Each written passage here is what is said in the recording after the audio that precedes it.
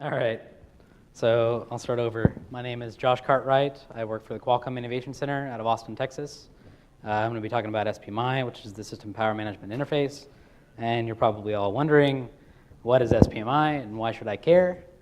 And so to the best example I can, best explanation I can come up with is let's come up with some contrived example, some contrived scenario to help try to figure out what problems SPMI tries to solve. So let's consider a case where you're going to be designing a product and you've evaluated a bunch of SOCs and you've decided on a particular SOC. And so you have an SOC that you want to put on a board and you have a bunch of other stuff. And you put those things on a board. You have an SOC and you have a bunch of other stuff. Great. So you read through some data sheets or you look at a reference design and you find out that, hey, this other stuff in this SOC has very specific power requirements, say like minimum functional voltages and such, and that you have to meet. And so you're going to have some way to power these devices, otherwise they're not going to do much. It's going to be really boring.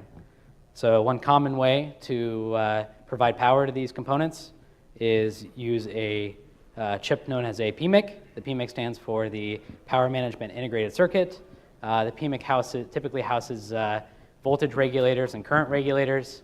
So on the input side, they take in an unregulated power source. This could be like an AC adapter hooked up to a wall, or it could be a battery, or some combination of the two.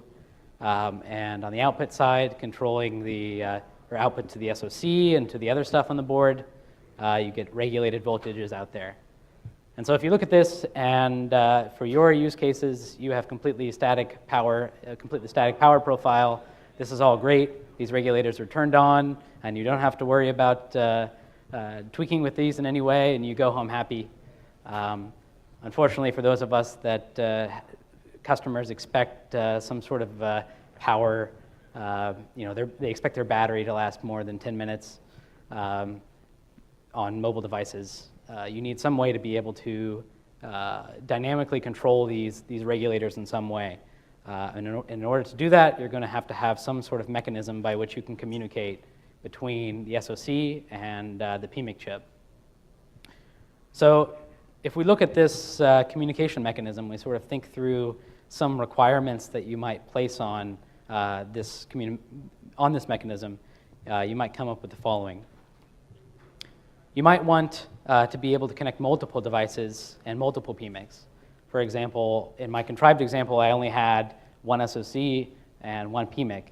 But in your design, you might have two PMICs, and you might have a baseband processor that also needs power, or a bunch of other things on the chip that also need power that isn't going to be satisfied by one PMIC. So you need to be able to connect multiple things, multiple power management things together. You also want it to be low latency bus. You want to be able to you want to minimize the latency, because if an SOC says, hey, turn off my regulator, I don't need it anymore, any time that transaction is stuck in the bus is basically wasted power. It's like the SOC saying, I'm done, and the PMIC just waiting on it. So having a low latency requirement ultimately makes the bus more, or makes your system more power efficient.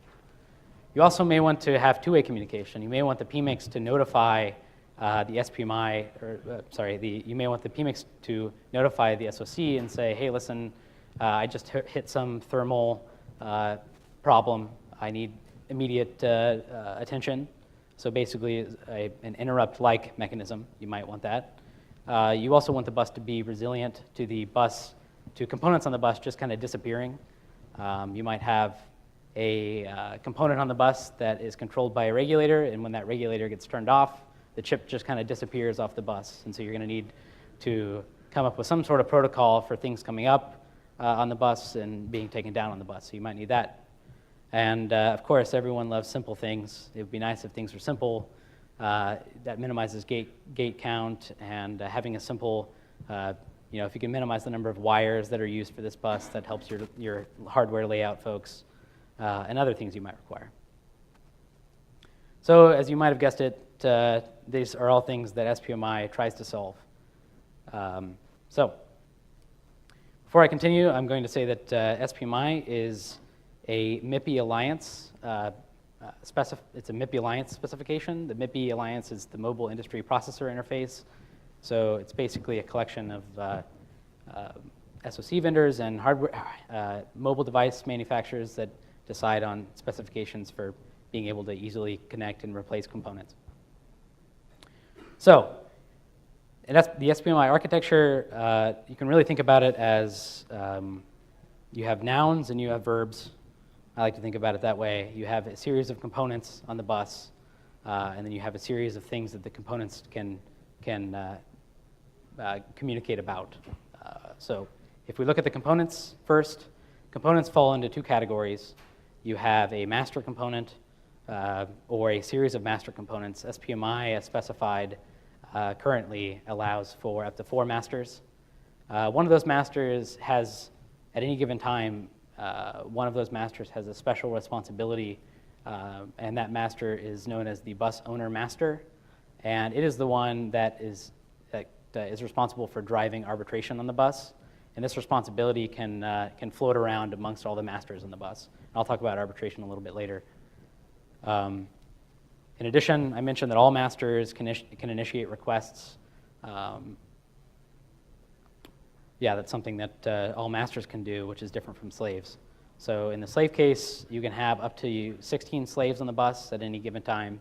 And some of those slaves can optionally be request capable, meaning that this would be the case where a slave might want to communicate to another slave, or a slave might want to communicate to a master.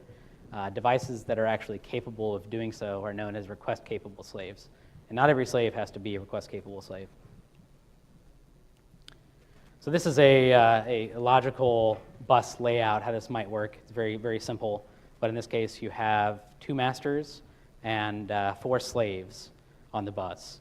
And I've drawn this, I hope it shows up well, but I've drawn this box over here. That's to indicate that you can, to the SPMI bus, they can be logical devices, but the slave boundaries don't necessarily have to correspond to the physical package boundaries. So it's possible for one given chip to implement multiple logical slaves.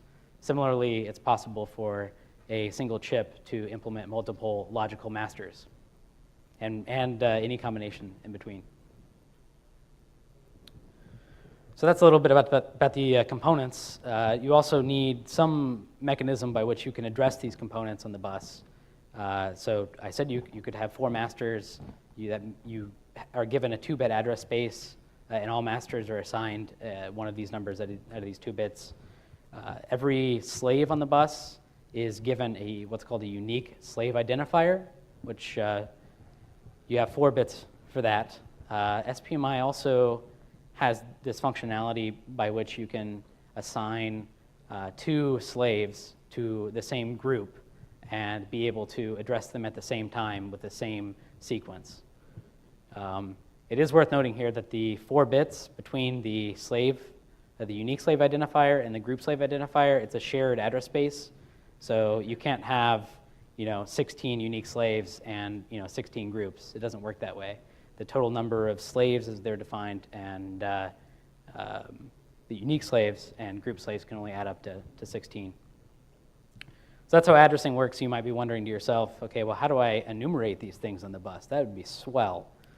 And it's completely defined by what the SPMI spec calls the system integrator, which means that SPMI is yet another non-probable bus. And this has implications for software that will come later. Non-probable, meaning that you can't you can't ask a device what its address is. You kind of have to just know it. Yeah. All right. So that's the noun portion. Now we'll talk about the verbs you might send out on this bus. And the verbs in SPMI parlance are known as sequences. And sequences are broken down into 4 steps. You have bus arbitration. This is to handle the cases where 2 devices want to talk at the same time. You have a start condition, which is basically the electrical state of the bus has to be in a particular state for a certain period of time. You have 1 or more frames. Frames are broken down into command frames and then data frames. I list no response frame here, and this is used in a corner case that I'm not really going to talk to in detail. And then finally, at the end of a sequence, you need to put the bus in an electrical state for a certain period of time called the bus park cycle. In addition, every sequence on the bus has a single bit to indicate whether or not it falls into one of two classes. You have primary and secondary, and this ties directly into how the priority in which it is determined that the bus owner master uses in its arbitration algorithms. So we'll talk about that. So bus arbitration, you have, like I mentioned before, one master on the bus is known as the bus owner master, and it solely is responsible for performing the spec-defined arbitration algorithm. It categorizes the sequences, how to prioritize sequences in the following levels. So primary request-capable slaves are the highest priority transactions. So if you have a request-capable slave that has set the priority bit, has set the single A bit that indicates that this sequence is high priority, it gets total control over the bus until there's other types of transactions that need to occur. And then so on and so forth. So I list them out here. It's from highest priority to lowest priority. So great. So in some situations, you may have two request-capable slaves. They both want to issue transactions, and they both fall within the same level. In the slave case, it's just the arbitration algorithm will just look at the unique slave identifier for one and look at the unique slave identifier for the other sequence and decide that, hey, the slave with the highest unique slave identifier is the one that actually gets the bus. In the master case, is a little bit different. If there are two masters that want to put a sequence out on the bus, the bus arbitration algorithm essentially allows for a round-robin scheme. And one of the interesting side effects of this round-robin scheme is that the bus owner-master responsibility gets passed along with it. So if there's two masters communicating, one is the current bus owner-master, and then this one is actually the sequence that gets allocated. The bus owner-master has allocated this master to be the one that owns the bus. At the end of that sequence, the bus owner-master's responsibility has now shifted to the new master. So that's kind of interesting. Now, from the command set perspective, SPMI defines 17 commands that you can send out on the bus. I've broken them down into these three categories. There's slave state management, there's master register access, and there's slave register access. But before I can talk much about the slave state management, I'll need to talk about the slave state machine. So each slave can belong to one of four states. The states are startup, active, sleep, and shutdown. And so in this diagram, the ovals represent those states, and the dark arrows indicate sequences that you can send out on the bus to have that slave transition into the new state. So in particular, there's the shutdown sequence you can send, there's the wake-up sequence you can send, and there's the sleep sequence you can send. In the dotted arrow cases, these are state transitions that can occur outside of sequences. So these are like external control signals that can be used to transition these. And some of those external control signals are completely optional. So two things I guess one thing that's really interesting about this is that SPMI, for the most part, doesn't define semantics for like regulator state for these slaves, except for in the shutdown and startup cases. The spec requires that if you have an SPMI slave, say for example you have this PMIC that has a series of regulators in it, it specifies that all regulators must be completely disabled if that slave is either in the startup state or in the shutdown state. Otherwise, the actual regulator states in whether or not a regulator is enabled or disabled is up to the hardware manufacturer, who manufactured the slave device, or it's up to some sort of user configuration that can be done. So this applies both to the active and sleep states. So sleep, basically it allows for a manufacturer or a user to differentiate between two states, and it gives the states a name, but it doesn't define any formal semantics as to what slaves need to follow. All right. So in addition to the slave state management sequences, SPMI also specifies a handful of slave register access commands. And I'm not going to go through in detail, but each of these commands have individual addressing limitations. And effectively in the spec, it defines that the register address space that is communicated with using the register read and the register write sequences, in addition to the register 0 write sequence, that's a completely separate address space from the address space communicated with in the extended register read and extended register write. You might look at this and say, why would they specify so many of these weird commands with so many different addressing limitations? And I don't have the answer, but I think it's because they do some clever work with how the commands are actually encoded on the bus, and they're all really intended to be as bandwidth efficient as possible. So if you know that you are always going to be writing register 0, right, because you're going to be transitioning a regulator, you're going to be hitting this regulator every time your system goes idle, so that's something you're going to be doing very frequently. You can put that regulator control in register 0 and issue the register 0 write command, which is very, very short on the bus. So it allows for lots of degrees of optimization here. So in addition to the slave register access, you have master register access, which is much simpler. This is only 2 sequences, the master write and the master read, and has these address limitations. All right. So one thing that I've done over the past few months is take the spec-defined concepts and turn them into a API and SPMI core in the Linux kernel, and some of that has landed in will land in the 3.15 release. So I'm going to talk a little bit about how you might implement a driver for a specific SPMI slave, and how you might implement a driver for a specific SPMI controller. And we'll talk about what those mean conceptually. So, but first off, I want to talk about how the file layout of the tree. So if you actually pull down, Linus's latest tree, and you look at this, you'll find that it's broken up into a bunch of SPMI-related directories. In the drivers SPMI directory, that's where the core SPMI implementations of, like the actual implementations of the API callbacks and connecting the SPMI devices and SPMI controllers with the kernel's device model. All that stuff lives in the SPMI core in drivers SPMI. It's also intended that SPMI controller implementations will land in drivers SPMI. And if you look now, there's actually one controller implementation. So it's a good example to look at. In addition to that, you have include Linux SPMI.h, and that just defines data structures and function prototypes. That's exciting. You also have I've also implemented regmap for SPMI. And this is actually pretty nice because it's designed to push all the details about which register read and write. So I showed that slide about all the 10 commands you can actually use to do basic register writes.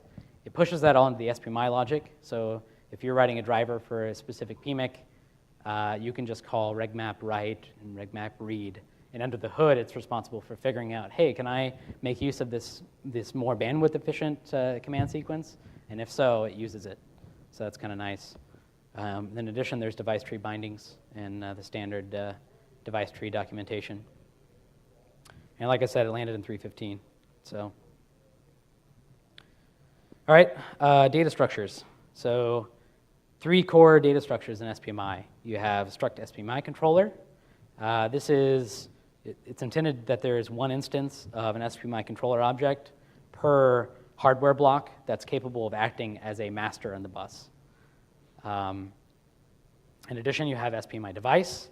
It's intended that there is one implementation, or one instantiation of SPMI device per unique slave on the bus. And then there's struct SPMI driver.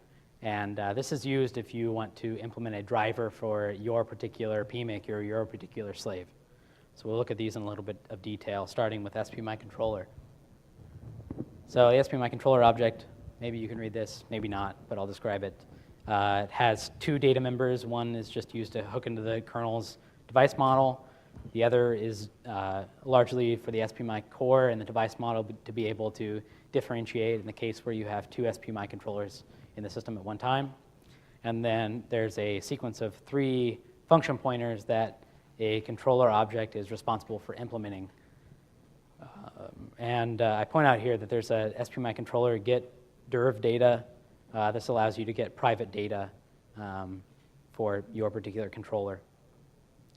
So probably the best way to describe how you might use this SPMI controller object is to look at a probe implementation. So, hey, I think that looks okay. So in this case, if you're going to be writing a new driver for your SPMI controller, you would write a probe that would get called from some parent bus. This is probably going to be platform bus, but I tried to make it a little more abstract than that.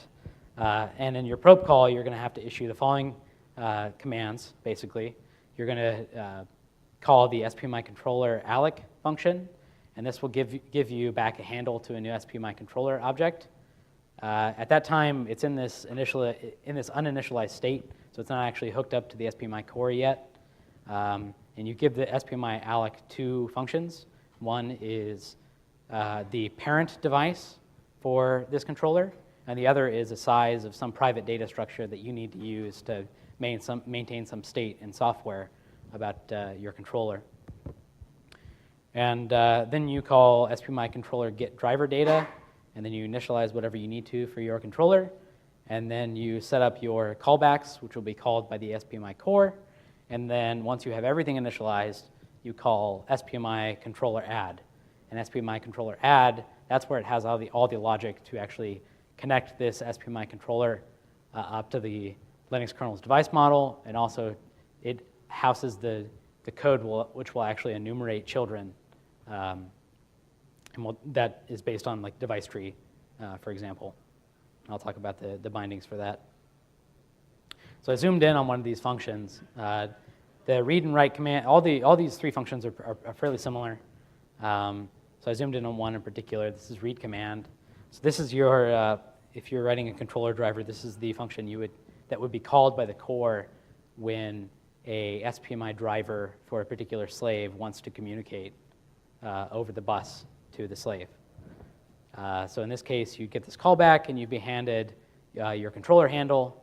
You'd be given an opcode, and this is the opcode corresponds to the actual sequence, the command sequence number that's assigned by SPMI.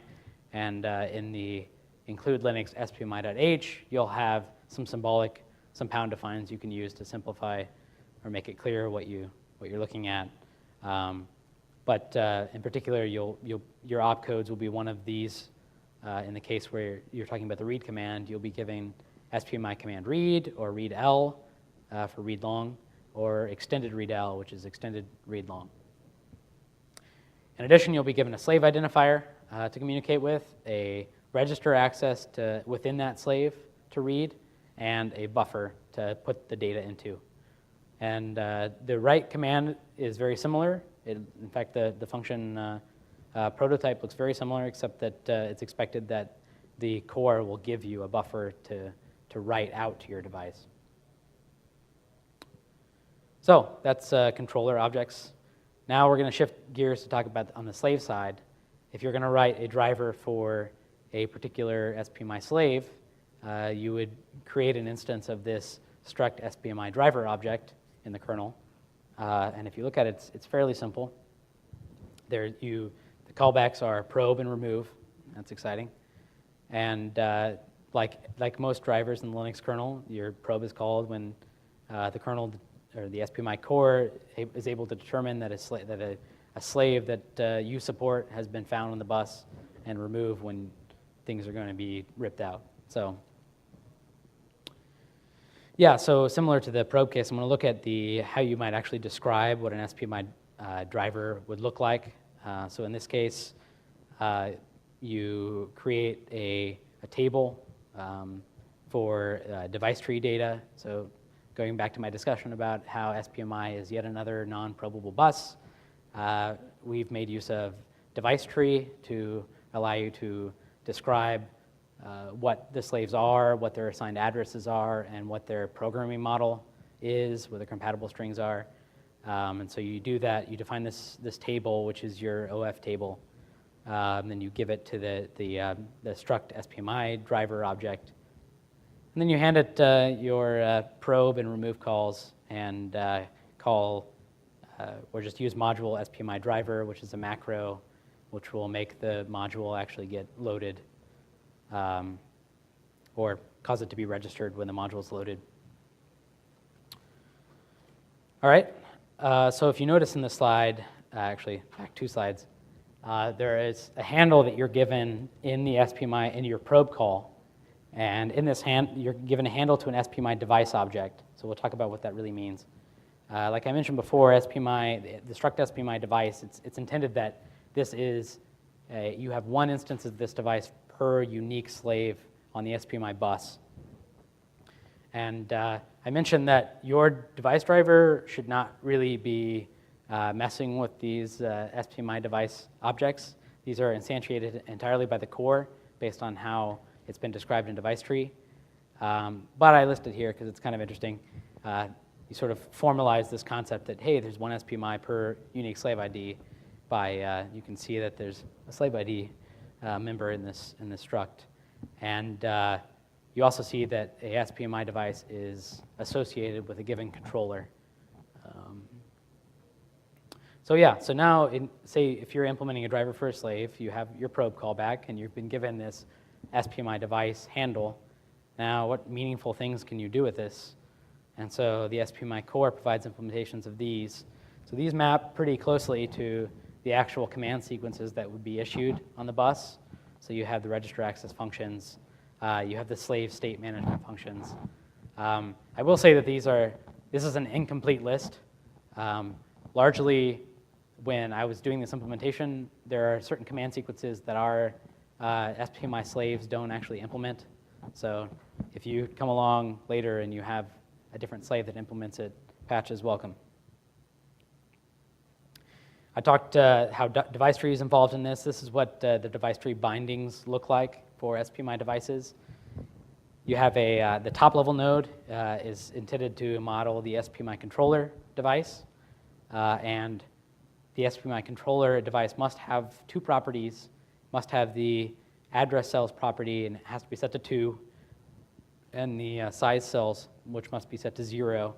The reason why you do this is because it defines at the child, it defines what the layout of this reg property is. So for SPMI, the way it works is that each reg property is 2 cells, and in particular, you have a number, a slave ID, and then that slave ID's type.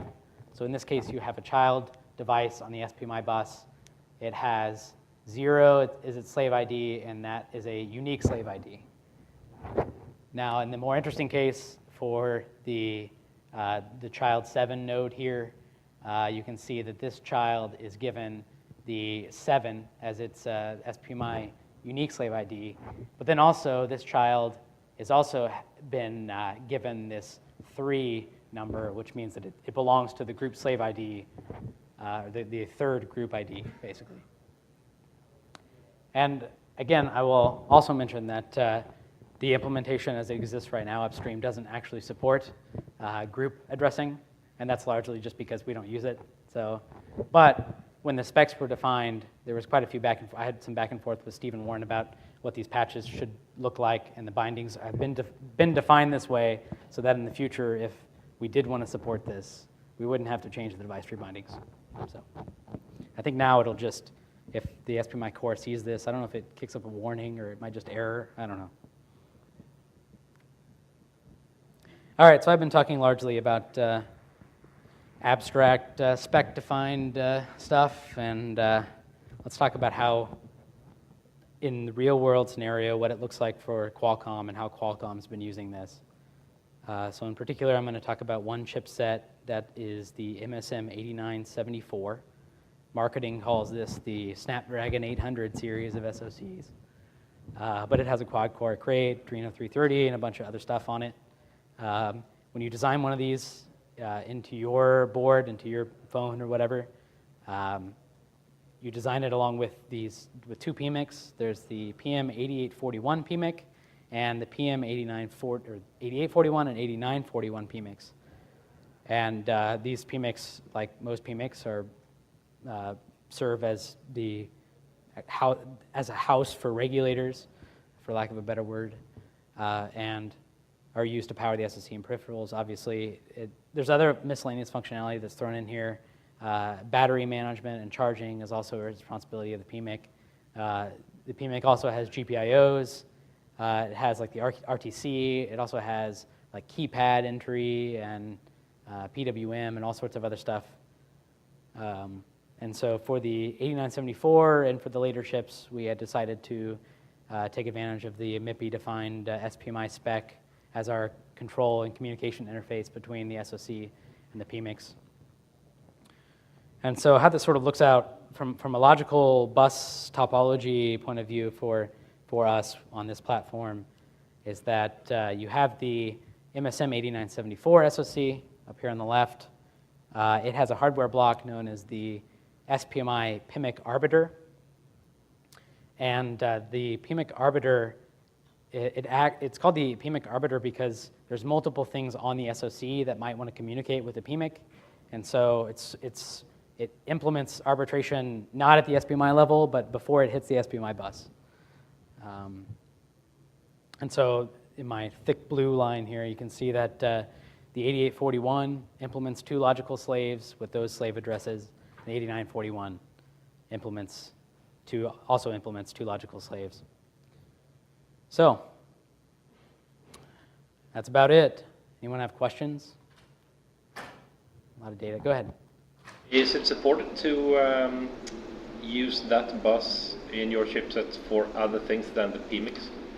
Yeah, so I think if you read the spec language, it's intentionally, at least I think it's intentionally abstract about what a master and slave really are. The only thing where it actually talks about regulators or going back to the slave state, where it actually says regulators must be off, right?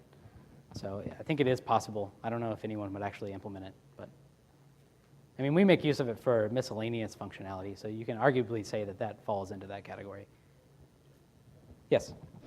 You mentioned that it was important to have a small number of signal lines, but we haven't talked about signals at all. Yeah, and that's largely because I don't have a lot of, I'm a software engineer. That's hardware territory.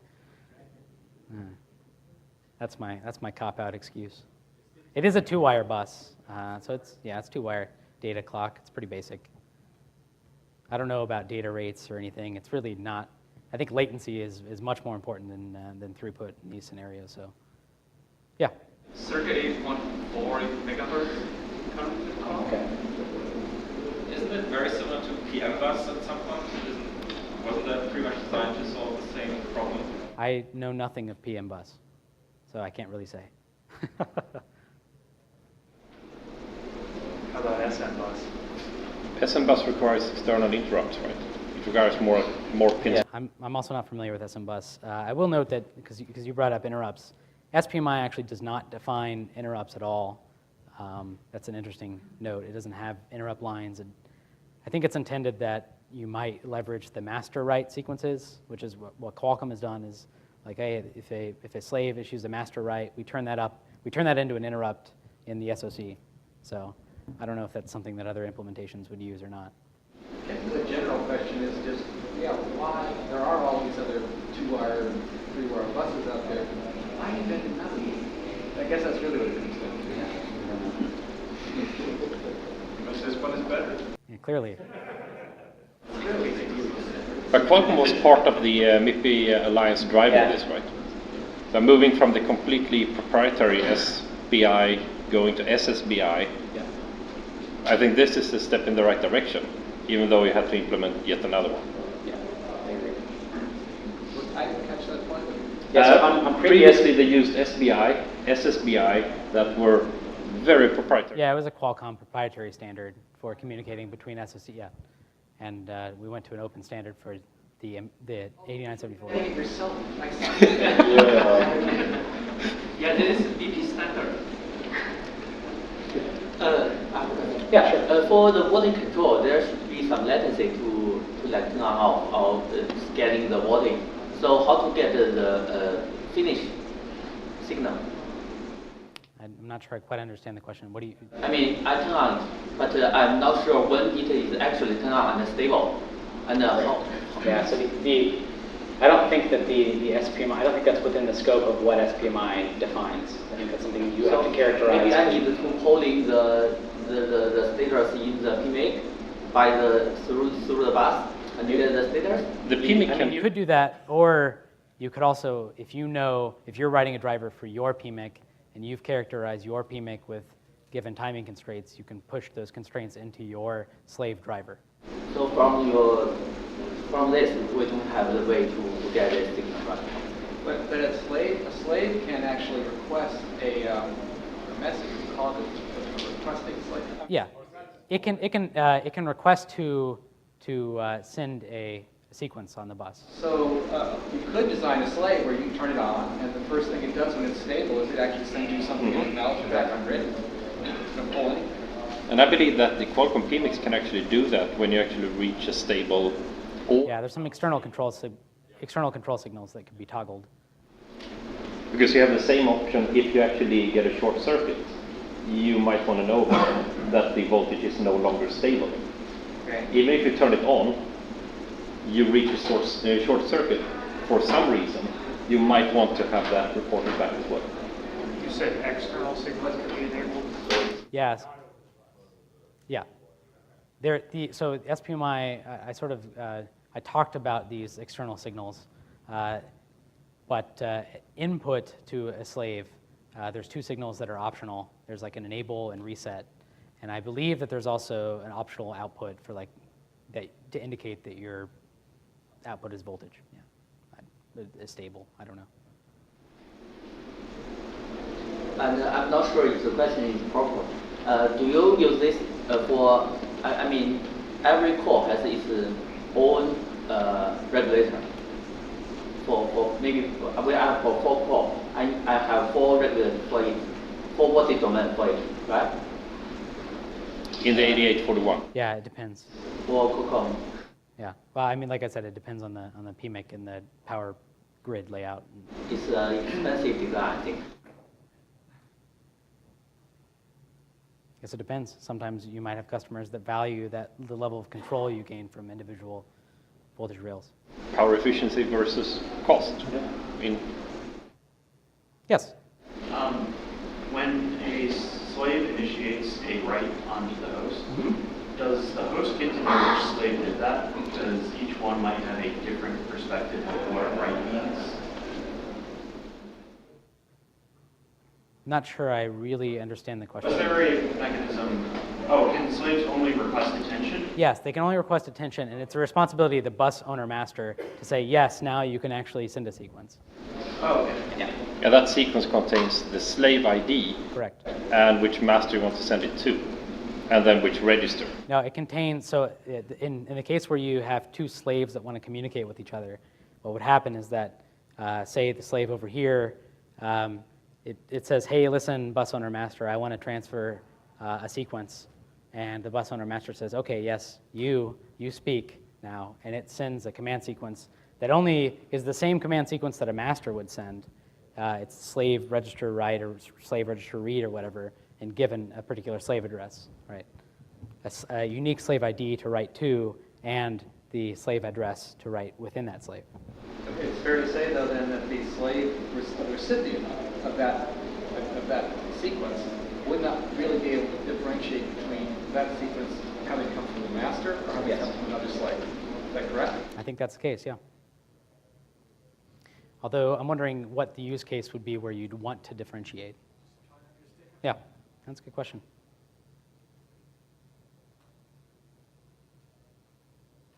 Great. Yes. Oh, go ahead. I missed the first part. Is this becoming popular, or is it? I only know of implementations within Qualcomm. You're welcome to implement for your own PMIX. I don't know. I really don't have much of a handle on what the market is like for this sort of thing. So, great. For mainlining everything, were there any comments from other SoC vendors? I only got comments regarding device tree stuff. So, great. Feel free to find me afterwards if you have more questions. Great. Thank you.